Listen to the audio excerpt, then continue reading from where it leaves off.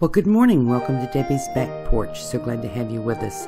This is going to be a video of, I wanted something really badly and I couldn't find it. And even though I'd never made it before, I figured that I would figure out how. This is Broetchen, or German bread rolls. These are the very few ingredients. You can pause and write them down. And hey, if you like our videos, please give us a thumbs up. And we'd love it if you'd subscribe. And if you click the little bell, you'll get a notice when I post new videos a couple times a week. Now let's get baking. First, let me apologize for the glare. It happens for just a few minutes every afternoon. This is 300 milliliters of warm water. Now, this is a German recipe. That is a tablespoonful of yeast and a teaspoonful of sugar. It's a European recipe, and all the directions I could find for it in the 6 different books I looked in, all the ingredients are listed in grams and milliliters. I've attempted a conversion in the ingredient list for you, and I'm going to talk about the conversion of the flour. Everything else was easy, but with the flour, we'll have to be careful. Now I've mixed all that together. I'm going to let it sit for about 15 minutes. I'm using instant yeast and I don't really have to proof it, but I'm going to show you how. Now I'm weighing the flour because I want about 250 grams. The flour goes in 2 different places in this recipe. 500 grams total, which works out to about 4 1/4 cups.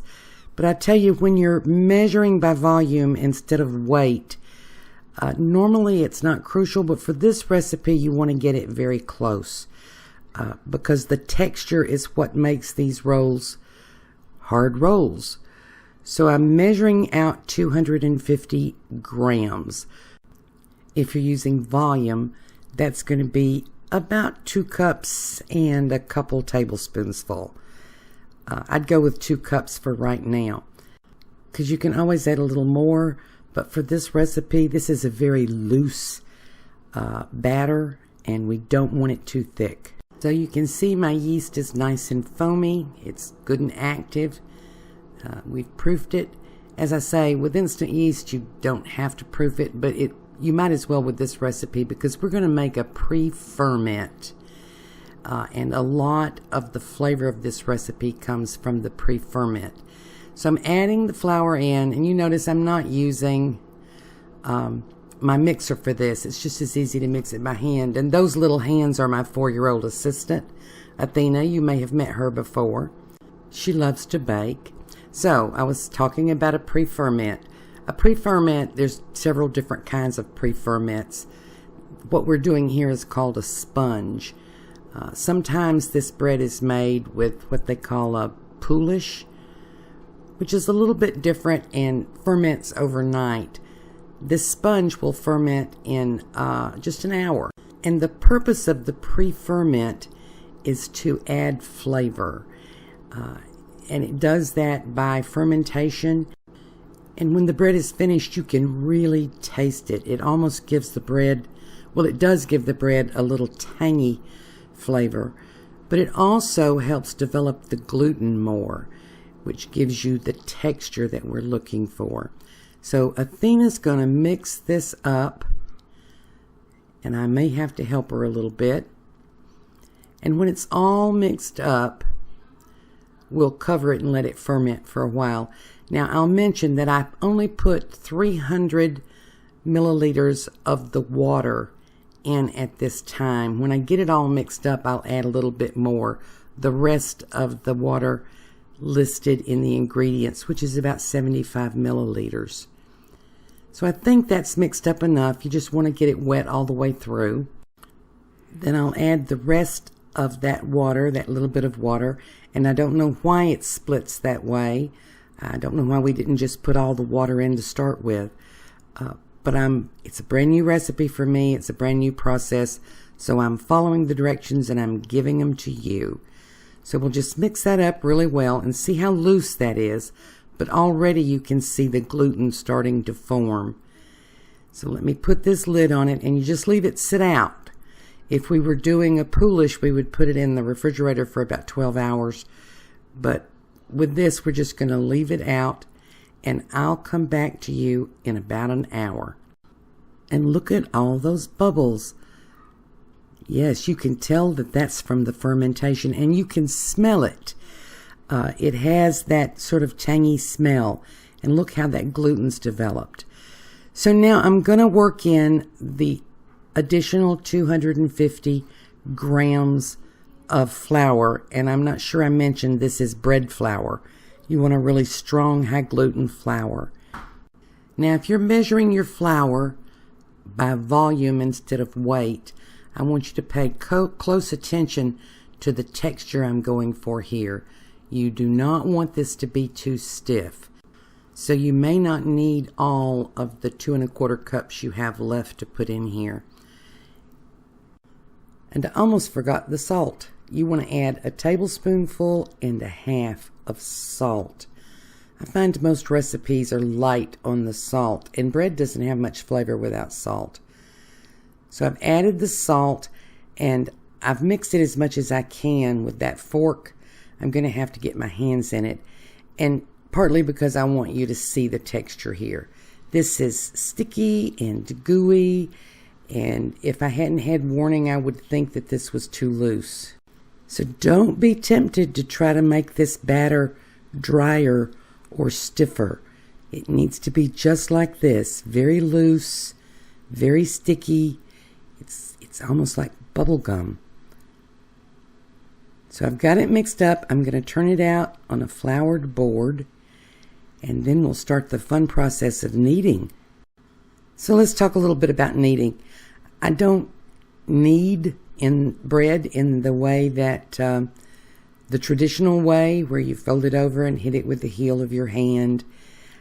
I learned an easier technique from watching Julia Child in her old PBS videos. My hands are not very strong anymore, and you're going to have to knead this about 6 minutes. So I'm going to show you the easier way to knead. I most often used my KitchenAid and knead it with the mixer, but I didn't think it would work with this very gummy, sticky dough. So I'll show you how I do it, and it's really pretty easy. Even the 4-year-old does it. I'll show you just a little piece of her doing it. She has such a lot of fun with it. So I have a lot of flour on the board, and I'm going to work this until it's no longer sticky, which will take 5 or 6 minutes. You don't really need to do it any more than that, but that will take a little bit. So you can see it sticks to my hands.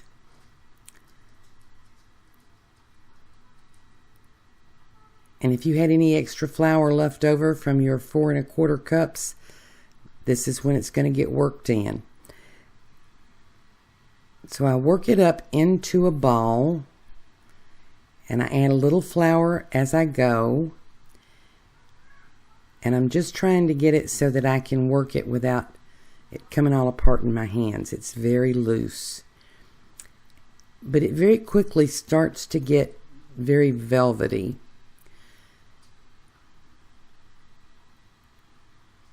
So I get it up together so that I can handle it a little bit. And you can see it sticks to my hand as I pull my hand away. Feels good though. Like I say, it almost feels like bubble gum.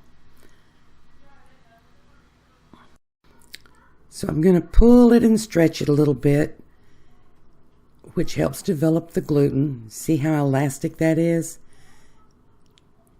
Still very sticky. Pull it and fold it.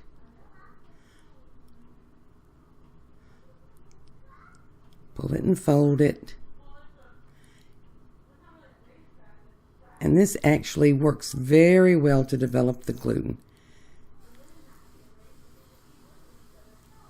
A little more flour every time it sticks to me.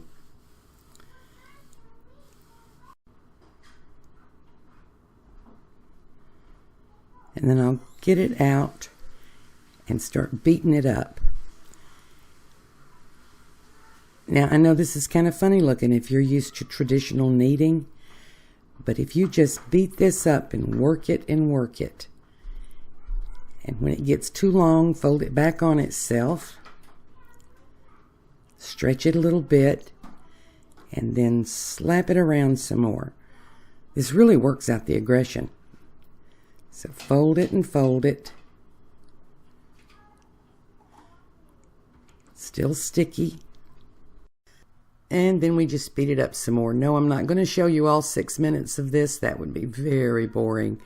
I am going to show you, though, just a little piece where I show you a 4-year-old learning to knead. Hold on. Throw it like that? Yeah.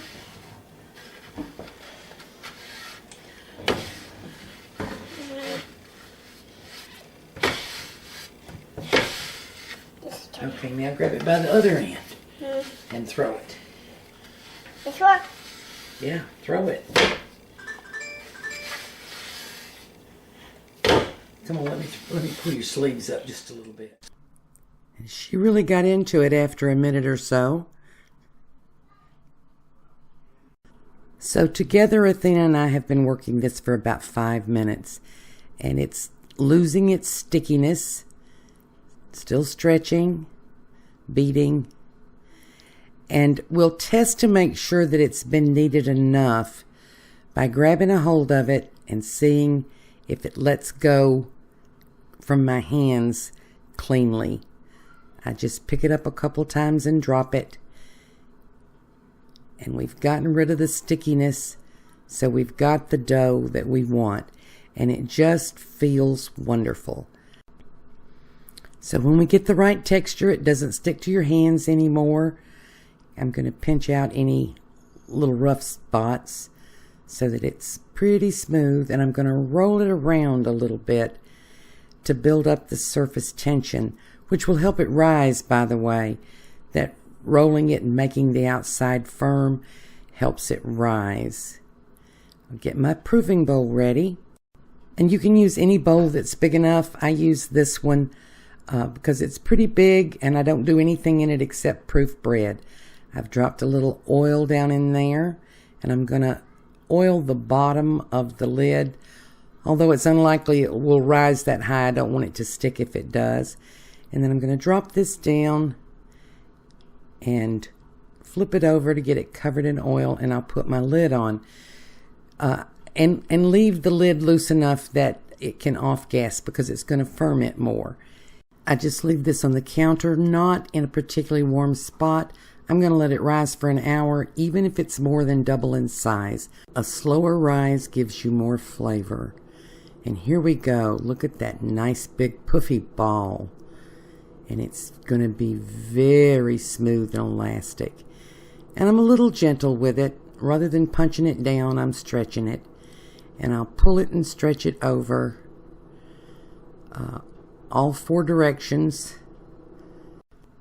And I'll be working it a little bit to get some of the bubbles out. Got plenty of flour here. I'm not going to use the rolling pin at this point. I'm being pretty gentle with it. Just pat and pat. I'll work flour in as I need to, but I don't want to work in too much. I want it to stay very hydrated.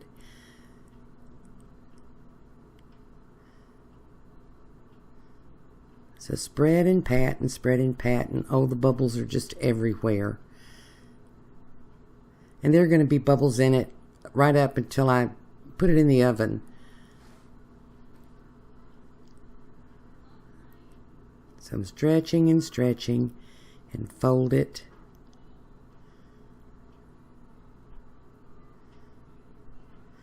And when I get it so that it's not at all sticky, we're going to weigh it and then cut it into pieces.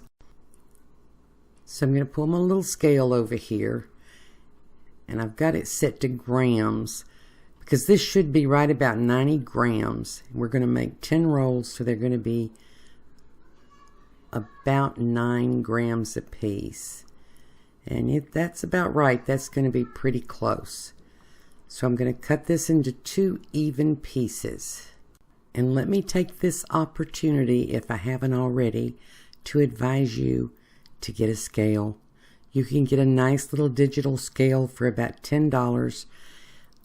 And if you're serious about bread baking, a scale is going to help you so much. So I'm going to weigh these two and get them even. And I'll do a little trimming to even them up, however you need to do it.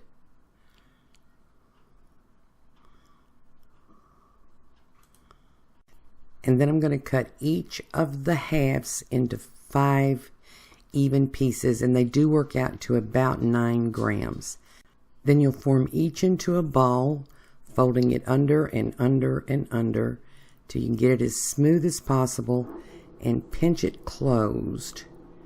And this dough is still very workable. It's elastic. It'll stick to itself really well.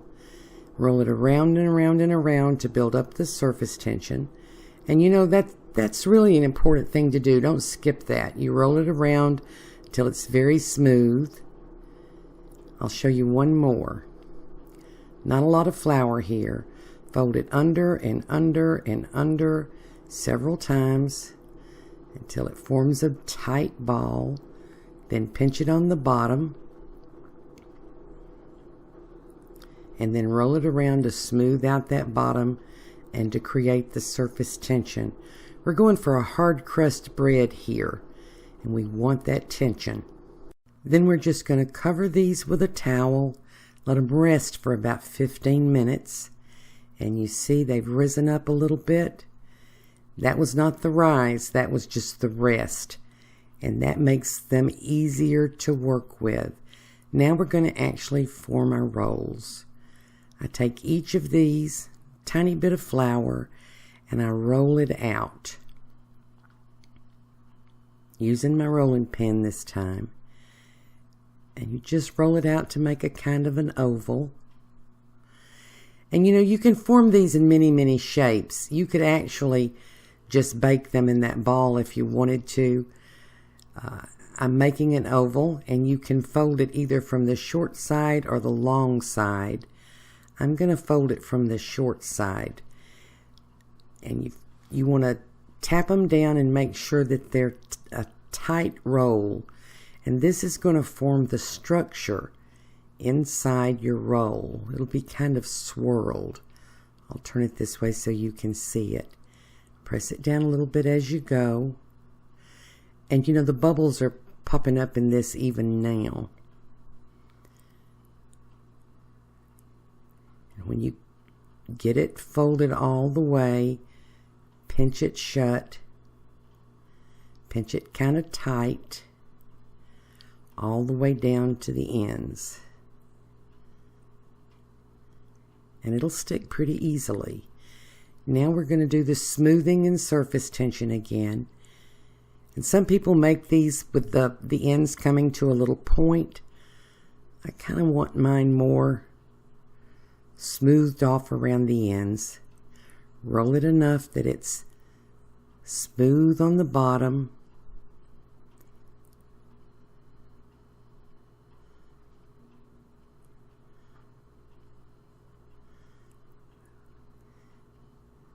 If it's not smooth enough, pinch it just a little bit. You don't want it to come unrolled while it's baking.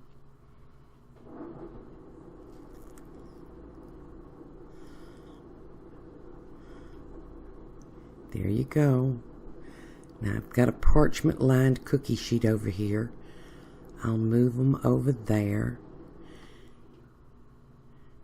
And we'll just do all 10 of these just like this. And you probably don't have to take that much time. Remember, this is the first one I've ever made. So there you go. I like that. I'm going to sit it over there on the parchment. When I get them all done, I'll come back and show you what I've got. Not too bad for a first try, don't you think? I'm going to cover these in plastic now, and I'm going to let them rise for about 30 minutes. And I'm going to put a couple of dish towels on here to make sure the plastic stays down. I don't want them to form a crust as they rise. About 30 minutes, and we'll be right back. And after 30 minutes, this is what we have. I'm taking this off pretty easily, even though they're tough. You know, I'm going to cut a slit down the length of each one, and you want it to be a fairly deep slit. And this is a ceramic knife. It should be sharp enough. But I don't want to tear them, and I don't think it's sharp enough, so I'm going to try a razor blade. I have a nice little lom with a razor blade holder, but I can't find it. I have too much help in the kitchen, and I can't find things. And so this knife is working pretty well, but it needs to be a substantial slash, because this is going to help the bread hold its shape, so that if it erupts, which it will, it'll go upward instead of out to the side. So just go through and make sure you get a nice little cut on them. Now I'm going to spray them with water, and we're going to make a steam oven. I'll mention at this point that some folks egg wash them. That's not the finish I want on these, but you may want to egg wash yours. I'm going to give them a nice spray of water, and then into my oven, which is preheated to 450 degrees, and then I spray the oven. I mean, a good spray of steam. We don't have steam ovens in our homes usually. Set my timer for 10 minutes. In 10 minutes, I'm going to open the oven, flip them around so that they cook evenly, and I'll spray the oven again. So we're going to have a second helping of steam here. Whoops, two of them stuck together. That's okay. Spray it really good. Doesn't matter if you hit the bread. Close it back, set the timer for 10 more minutes. And this is what we have. They look so good. I'm going to set these on a rack and let them cool, and then I'll be back. I can't wait. Let's eat one. This is still warm. I'll let it cool off about 15 minutes. I'm going to rub a little butter on mine. And you may want to rub some butter on it when you take it right out of the oven. But I wanted the crust, the outside, to be nice and crispy, so I waited for them to cool a little bit. But I do want my butter on there. I'm going to break this open and let you see. I mean, this is so crispy on the outside. And when you tear them open, yep. See that soft and yummy interior. Now, these rolls have I don't want to say they're tough. They're not tough. But they're al dente. I don't know any other way to say it. They are a little bit springy to the teeth, which is the way good German hard rolls should be. This recipe is really not very hard. Takes a little while. I think if you don't have a scale, it would be harder to get them this way. But scale or not, they're so good. I hope you try them, and I hope you like them. This satisfied my craving. Look at that nice softness inside. You know, if you've been afraid to try bread, please do. There's just nothing quite as satisfying as making your own bread. Hope to see you again tomorrow.